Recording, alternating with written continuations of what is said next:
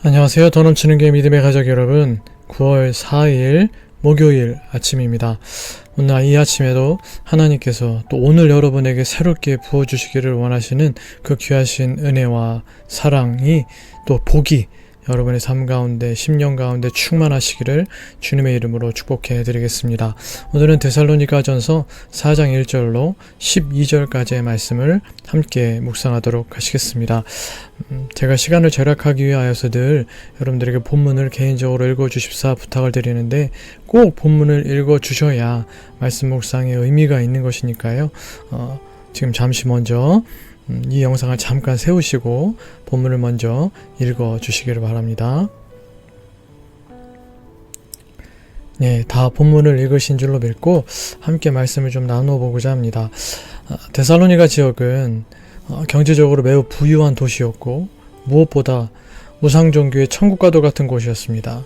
기본적으로 로마 제국에 대한 숭배, 그리고 황제를 신격화하여 섬기던 황제 숭배가 있었고 디오니소스와 카비루스라는 우상을 숭배하는 신비 종교가 이 데살로니가 지역에서 큰 영향력을 발휘하고 있었습니다.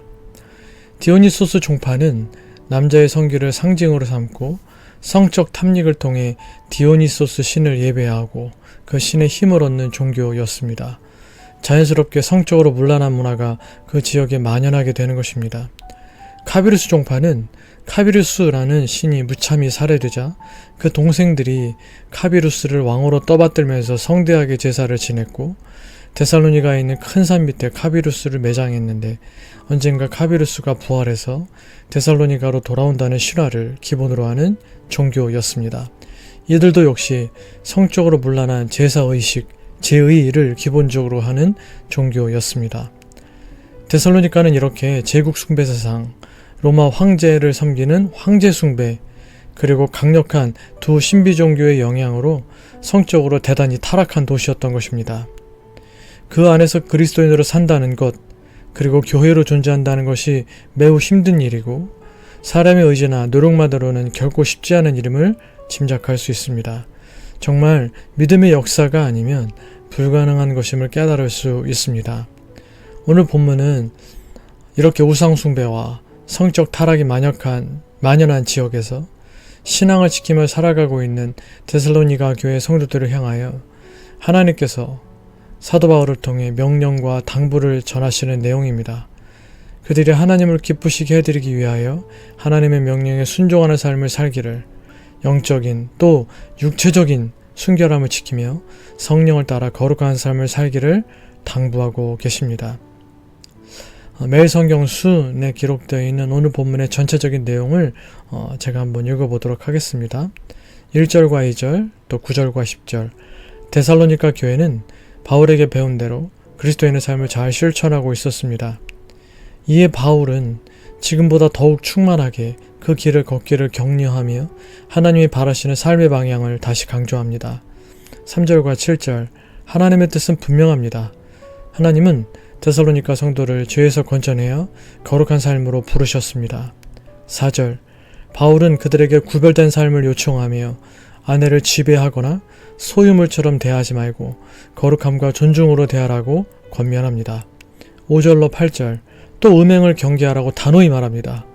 음행은 개인의 탈선을 넘어 배우자의 마음을 짓밟고 믿음의 동료에게 상처를 입히며 궁극적으로는 그들을 구원하신 하나님을 저버리는 행위입니다. 11, 12절. 덧붙여 바울은 자기 일에 충실하라고 권합니다. 예수님의 재림을 핑계삼아 생업을 등한시한 이들을 염두에 둔 조언입니다.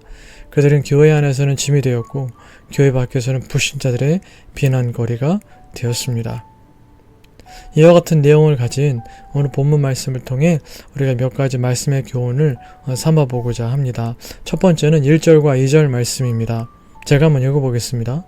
그러므로 형제들아, 우리가 끝으로 주 예수 안에서 너에게 구하고 권면하노니 너희가 마땅히 어떻게 행하며 하나님을 기쁘시게 할 수 있는지를 우리에게 배웠으니 곧 너희가 행하는 바라 더욱 많이 힘쓰라. 우리가 주 예수로 말미암아 너희에게 무슨 명령으로 준 것을 너희가 아느니라. 사도 바울이 이 데살로니가 교회 성도들을 부른 호칭 형제들은 헬라어 아델포이라는 말로 애정이 듬뿍 담긴 호칭입니다. 데살로니가 교회 성도들에 대한 사도 바울의 사랑을 알 수 있는 호칭입니다. 어제 묵상하셨던 2장 19절 20절에서 사도 바울은 이미 그 마음을 충분히 표현했습니다. 데살로니가 교회 성도들 얼굴 보기를 열정으로 힘썼다. 너희는 우리의 소망, 기쁨, 자랑의 면류관이고 너희야말로 우리의 영광이고 기쁨이다 등 데살로니가 교회 성도들에 대한 사도 바울의 뜨거운 사랑을 느낄 수가 있었습니다. 그런데 오늘 본문은 이제까지의 기쁨과 감사와는 약간 다른 뉘앙스가 있는 것 같습니다. 3장까지에서 데살로니가 교회 성도들로 인한 기쁨과 감사, 그리고 그들을 위한 기원의 맥락과는 조금 다르게 데살로니가 교회 성도들의 부족함을 알려주고 그것에 따라 그들을 권면하는 내용으로 맥락이 전환되고 있습니다. 사실 4장의 내용이 데살로니가에 편지를 쓴 중요한 목적 중 하나였습니다. 그들이 하나님의 은혜로 다른 여러 지방의 소문이 날 만한 아름다운 믿음을 가지게 되었지만 그들의 믿음을 위협하고 있는 문제들, 그 문제들이 현재 교회가 당면한 문제들이었기에 분명한 가르침과 권면, 사안에 따라 경고를 해줄 필요가 있었습니다. 그래서 이제까지의 기쁨 넘치는 분위기가 아닌 진지한 분위기로 그 뉘앙스가, 맥락이 전환된 것입니다. 사도 바울은 특히 이 권면이 1절 주 예수 안에서 하는 권면이라고 이야기함으로써 데살로니가 교회 성도들을 향한 이 권면이 얼마나 중요한 것인지를 표현하고 있습니다. 또 1절 말씀의 권면이 2절에서는 명령으로 그 표현이 바뀐 것을 볼 수 있는데 이 역시 이제부터 그들에게 주어질 권면, 가르침, 명령이 얼마나 중요한 것인지, 하나님께서 얼마나 중요하게 여기시는지를 표현하고 있는 것입니다. 그렇지만 이 권면, 가르침, 명령은 사실 새로운 것은 아닙니다. 1절 중간에 배웠으니와 2절 말미에 너희가 아느니라 라는 표현을 생각해 볼 때 이전에 이미 그들에게 가르쳐준 것들이었음을 알 수 있습니다. 데살로니가 교회 성도들이 이미 사도 바울을 통해 배운 것들이었습니다. 그들은 자신들이 살고 있는 이 지역에서 자신들에게 덮쳐올 신앙의 위기의 그 원인들, 그리고 그에 따른 신앙적인 의무에 대하여 이미 알고 있었습니다. 사도 바울은 그런 데살로니가 교인들을 향해 자신들이 이미 알고 있는 것으로 만족하지 말고 알고 있는 바를 실천하기 위하여 1절 더욱 많이 힘쓰라고 권면하고 있는 것입니다. 사랑하는 믿음의 가족 여러분, 복음의 목적은 사람들에게 그들이 무엇을 믿어야 하는지 뿐만 아니라 어떻게 살아야 하는지도 가르쳐야 하는 것임을 알 수 있습니다. 그들이 실제로 살아낼 수 있도록 도와주어야 하는 것임을 또한 깨달을 수가 있는 것이죠. 그저 사람들의 마음과 생각 속에 구원, 은혜, 은총, 믿음 등등의 기독교적인 개념이나 성경의 가치들을 가르쳐주는 것이 아닌 사람들의 성품, 실제적인 행동, 실천을 변화시키는 것이 복음의 목적입니다. 우리 자신에게도 마찬가지입니다. 복음을 받아들인 우리는 그저 마음과 생각 속에 구원, 은혜, 은총, 믿음 등등의 신앙적 가치에 대하여 그저 아는 것이 아닌, 그리고 말할 수 있는 것만이 아닌 실제적인 행동과 실천에 대한 변화의 열매를 맺는 삶을 살아야 하는 것입니다. 말씀을 듣고 읽고 공부하고 암송하고 묵상하는 것, 말씀을 배우고 깨닫는 것도 중요하지만 그렇게 배우고 깨달은 말씀으로 삶을 살아가는 일이 더욱, 아니 가장 중요한 것입니다. 그 말씀대로 살자고 말씀을 듣고 읽고 공부하고 묵상하고 암송도 하고 하는 것이죠. 아는 것만으로는 충분하지 않습니다. 우리 가슴속에 뭔가 찡하고 심장이 두근거리는 것만으로는 충분하지 않습니다. 하나님의 말씀의 뜻을 깨닫게 되면서 오는 그 지적인 기쁨, 그것만으로는 충분하지 않습니다. 주신 말씀, 받은 말씀, 배우고 깨달은 말씀을 따라 순종하며 사는 것, 말씀의 열매를 맺는 삶을 사는 것이 하나님께 정말 중요한 것입니다. 하나님의 말씀을 배우는 일에 열심을 내시기 바랍니다. 그러나 오늘 사도 바울을 통해 권면해 주신 것처럼 배운 하나님의 말씀을 행하는 일에 더욱 많이 힘쓰시는 저 여러분 다 되실 수 있기를 주님의 이름으로 축복해 드리겠습니다. 한 가지 더 3절 말씀을 한번 함께 읽어보시겠습니다. 3절 시작. 하나님의 뜻은 이것이니 너희의 거룩함이라 곧 음란함을 버리고. 하나님의 뜻은 너희의 거룩함이라고 말씀하십니다. 그리고 그것은 곧 음란을 버리는 것이라고 말씀하십니다. 사랑하는 믿음의 가족 여러분, 데살로니가 교회 성도들 뿐만 아니라 우리 모든 그리스도인들의 거룩함도 하나님의 뜻입니다. 하나님께서 신명기의 말씀을 통해 내가 거룩하니 너희도 거룩하라 라고 명령하시기도 하셨습니다. 우리의 거룩함은 하나님을 닮는 일이며 하나님의 그 명령에 순종하는 일입니다. 또 그리고 하나님은 그 거룩이 우리의 마음의 거룩함 뿐만 아니라 몸의 거룩함, 순결도 요구하십니다. 고린도후서 7장 1절 그런즉 사랑하는 자들아 이 약속을 가진 우리는 하나님을 두려워하는 가운데서 거룩함을 온전히 이루어 육과 영의 온갖 더러운 것에서 자신을 깨끗하게 하자. 우리는 육과 영의 온갖 더러운 것에서 자신을 깨끗하게 해야 하는 것입니다. 로마서 12장 1절 우리 몸이 하나님께 올려지는 거룩한 산제물이며 고린도전서 3장 16절 또 6장 19절 우리 몸은 거룩하신 하나님의 전 성전이기 때문입니다.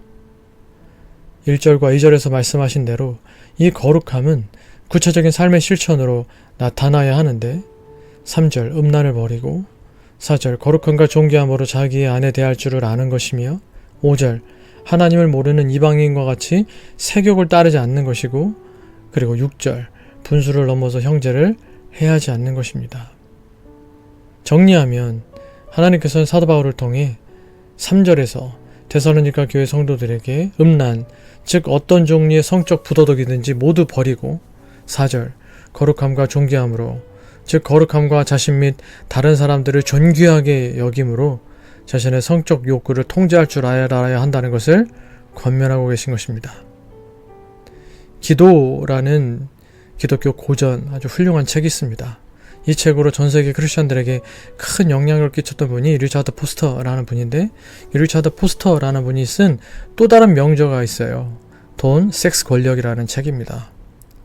원래 이것들은 그 자체로는 악한 것이 아니지만 사단이 이를 통해 인간을 유혹하는 주력 무기로 사용하고 있고 거기에 수많은 사람들이 눈이 멀어서 마치 그 몹쓸 질병에 감염된 사람처럼 끝없이 돈과 섹스와 권력에 집착하게 되고 자기 자신을 파멸에 몰아넣고 있다는 것입니다. 사랑하는 성도 여러분, 이런 음란하고 패역한 시대를 살아가고 있는 우리는 3절 이것이 하나님의 뜻이니 너희의 거룩함이라 또 7절 하나님이 우리를 부르심은 부정하게 하심이 아니요 거룩하게 하심이니 라는 이 말씀들을 깊이 새겨야 할 것입니다. 세상 우상을 숭배함으로 저지르게 되는 영적인 간음 그리고 육체적으로 저지르게 되는 성적인 타락으로부터 자신을 지켜낸 거룩함이 하나님께서 성도들에게 바라시고 명령하시는 하나님의 뜻임을 기억하시기를 바랍니다. 빌립보서 2장 15절 이는 너희가 흠이 없고 순전하여 어그러지고 거스르는 세대 가운데에서 하나님의 흠없는 자녀로 세상에서 그들 가운데 빛들로 나타내며 사랑하는 성도 여러분 모두가 거룩함을 삶의 목표이자 기도 제목으로 삼고 소돔과 고모라 같은 이 음란한 세대 가운데 육체적, 영적 순결을 지키며 어그러지고 거스리며 패역한 이 세대 가운데에서 하나님의 흠없는 자녀로 세상에서 그들 가운데 거룩한 빛들로 나타나는 우리 더 넘치는 게 모든 믿음의 가족 여러분들 다 되시기를 주님의 이름으로 간절히 축원해 드리겠습니다. 함께 기도하시겠습니다. 기도하실 때 오늘 묵상했던 말씀들을 여러분 기억하시면서 우리가 말씀을 배우고 또 공부하고 묵상하는 것 중요하지만 그것보다 더 중요한 것은 말씀을 잘 지키는 삶입니다. 말씀을 순종해서 실천하는 삶입니다. 이런 삶을 살 수 있기를 여러분 기도하시고 하나님께서 능력 주셔서 이 말씀을 잘 살아낼 수 있는 우리 자신들이 될 수 있게 해달라고 하나님께 우리 자신을 의탁하며 기도하시고 또 하나님 앞에 몸과 마음의 거룩함 또 순결함을 하나님 앞에서 지키며 살 수 있기를 결단하시면서 기도하시고, 교회를 위하여서 또 우리 믿음의 가족들을 위하여서 여러분들의 개인적인 기도 제목들 위해서 기도하시다가 또 일상의 삶을 잘 시작하실 수 있는 이 아침 되시기를 바라겠습니다. 함께 기도하시겠습니다.